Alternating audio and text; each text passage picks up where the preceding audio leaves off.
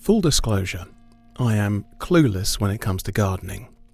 It's safe to say that I do not have green fingers. In fact, given the incompetence with which I wield garden shears, it's remarkable that I have any fingers. We have 2 trees in our backyard. I've taken to calling one of them the tree of the knowledge of good and evil, because it's rather mysterious, I'm not sure what it is, and I don't want my daughter eating any of the fruit. The other tree even I can identify because it produces these gorgeous little green limes. And that's the thing about fruit.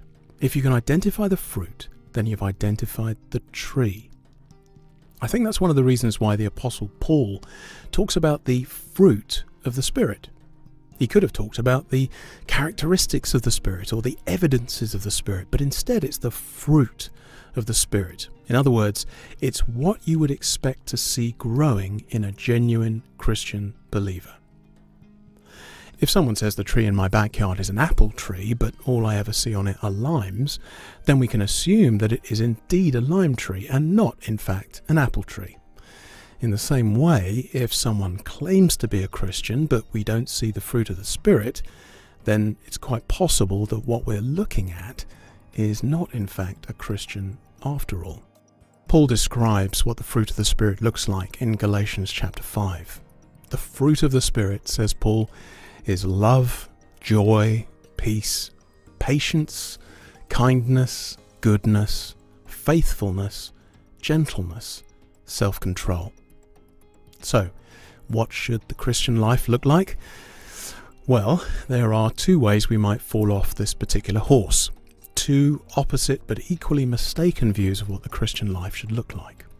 One is the legalistic life. That was the temptation that the Galatians were facing.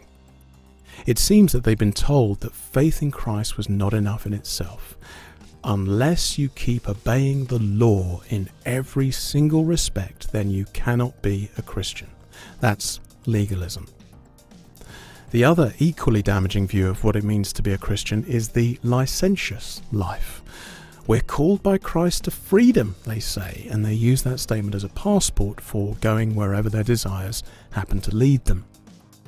To both of these ways of thinking about the Christian life, Paul says, no, there's another way. The way of the genuine Christian. He calls it walking by the Spirit, or keeping in step with the Spirit. A person who walks by the Spirit will begin to show the fruit of the Spirit. Love, joy, peace, patience, kindness, goodness, faithfulness, gentleness, self-control.